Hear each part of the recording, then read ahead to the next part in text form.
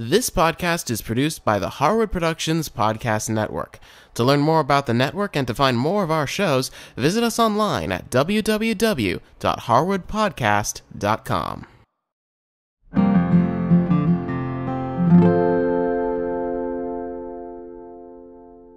Hi, I'm Cindy Harris. Welcome to Come for Tea. Victoria sponge cake was named after Queen Victoria, who apparently favored a slice of sponge cake with her afternoon tea. So let me show you how I do Victoria sponge cake. The first thing I do is I make them in little individual cakes. So I get my muffin pan and I go ahead and line them with some paper liners.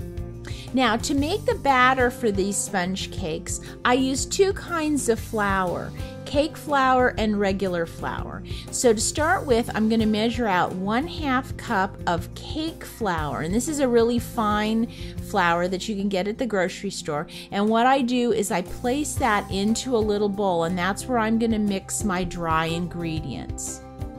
Then I'm going to go ahead and get 1/4 cup of just regular flour that I have at the house, and I'm going to mix that in with my cake flour.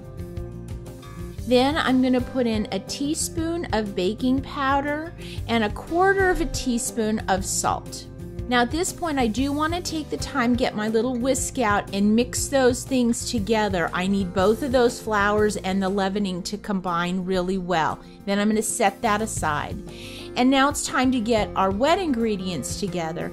And I'm in a little measuring cup, I'm going to measure out 3 tablespoons of milk. And then I'm going to put in there 2 tablespoons of unsalted butter. Now I'm actually going to heat this mixture together in the microwave. Now you want to microwave just in 10-second bursts, and after each 10 seconds give it a little stir up and then pop it back in for another 10 seconds. Now, the butter doesn't have to be totally melted, but once it's down to a little sliver, then we take it out of the microwave and we get some vanilla, and we add 1 teaspoon of vanilla to this mixture, and then we just set aside to let it cool. Now it's time to get our eggs going. Now the first thing we need to do is separate 3 eggs, and we need to separate the yolks from the whites. And here's how I do it. I take and I separate the egg in this little bowl, and then I take the yolks and put it in one bowl and the whites in another. And here's why I do that. If while I'm doing this process right here, if that yolk were to break into the whites I've already cracked, I'd have to throw them all out. So this is a real safe way so that I don't end up wasting eggs. So I have one bowl with the yolks and one bowl with the whites. Now I'm going to take my whites over to the mixer, and I'm going to place them in the bowl, and then I'm going to make sure my whisk attachment is on, and I'm going to set this on a medium speed. I want to start breaking those whites up and getting them to be a little bit foamy. Now I'm going to take 6 tablespoons of sugar that I have already measured out, and I'm going to start sprinkling that into the whites. What I'm going to do is start creating a soft peak egg white. If I put the sugar in too much at a time, it's going to weigh it down and they won't get fluffy. So as they start to whisk up, you can start to see the color starts to get a little bit more white. But if I stop the mixer here, you can see when I take the whisk and dip it in the egg whites, they're still way too runny. So what I do is put the whisk on and let it run on a medium to medium high speed for another couple of minutes. Now, as you can see, they're starting to get a little fluffier. The whisk is starting to make sort of a track in these egg whites, which is good. So let's stop and see how that looks. We take off the whisk attachment, sort of dip it in, and we see, well, they are coming along, but they're still a little too loose. So let's put it on medium-high speed for another couple of minutes and see how they look. So now we see, wow, we're getting deeper tracks with our whisk, which is great. And when we take this attachment off and dip it down into the egg whites, we see that we're really getting this nice soft peak. Notice how if I bring it over, it kind of just slowly bends. That's what we're looking for. Now we take our egg whites and we're going to use our big spatula and scrape that all into a large mixing bowl. Now we're going to let those whites sit here. We're going to take the bowl. We're not going to clean it. We're not going to clean the whisk. We're going to put it right back on the mixer, and we're going to take our egg yolks plus 2 more whole eggs, and we're going to put that in the mixer and get that going on medium-high speed. Then, just like with the egg whites, we're going to add 6 tablespoons of sugar. Now you'll notice I'm sprinkling it in, but a little bit more aggressively than I did with the egg whites. And the reason being is egg yolks are way more forgiving than egg whites. So just go ahead, put your sugar in, and then set your timer for 5 minutes, because we're just going to let these whip around on medium-high speed until they get nice and thick and light yellow, just like this. Now we're going to take our egg yolks that we've just whipped up, and we're going to add those to our egg whites. Then we're going to take our flour ingredients, and we're going to go ahead and sprinkle that into our mixing bowl with the egg whites and the egg yolks.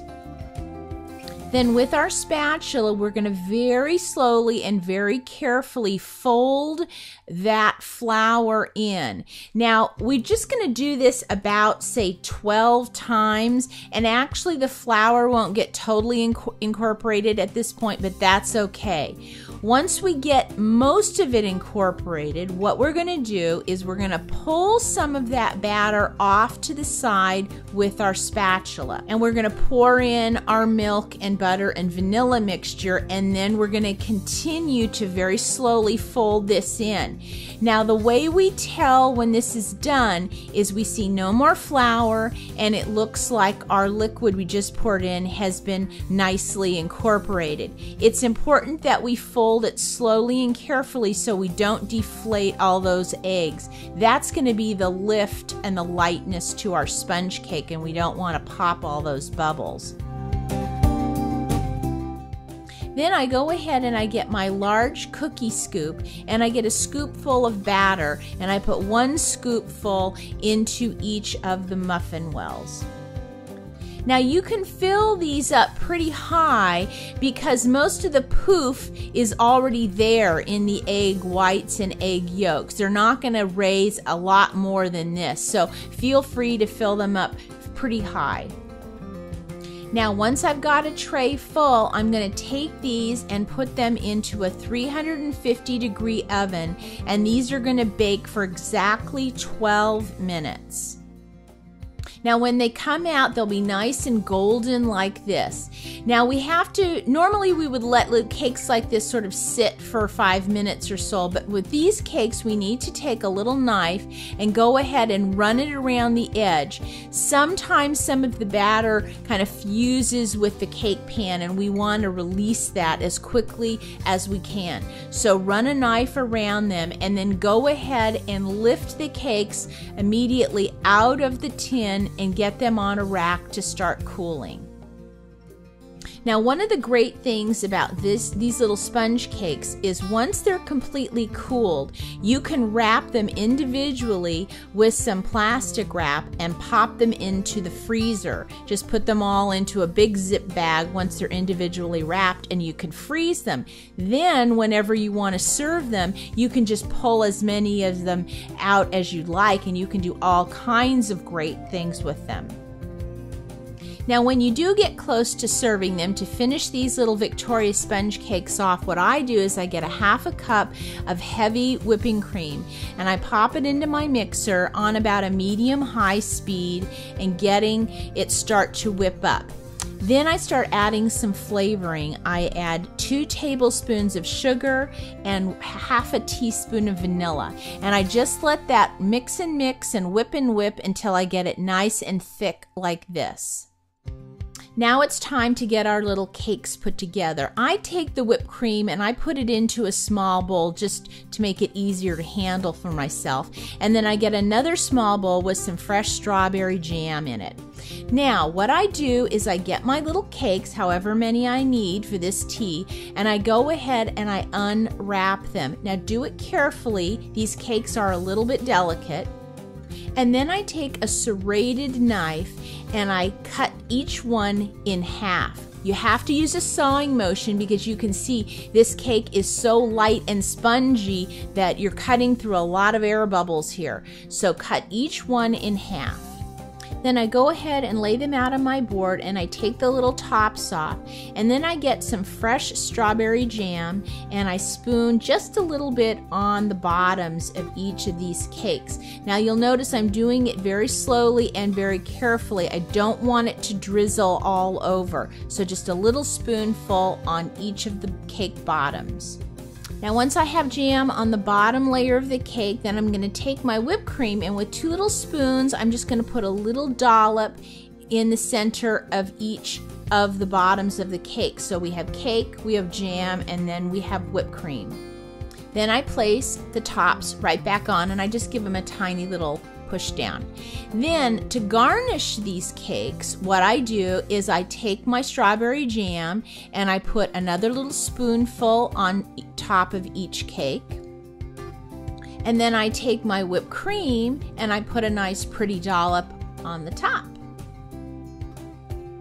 Now you can prepare these a little bit ahead and keep them right in the refrigerator, but when you are ready to serve, you just take one of these delicious little cakes and put it out on your tea tray. Now if you'd like a recipe for a quick and easy freezer strawberry jam, just go to my Farmer's Market podcast. I've got a recipe for that, because that fresh strawberry jam is what makes this cake just amazing. I don't know if Queen Victoria did it like this, but they sure are good. For more information on this episode, go to our website and visit the Come for Tea show notes.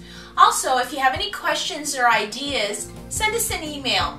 Thanks for watching. It's time for tea.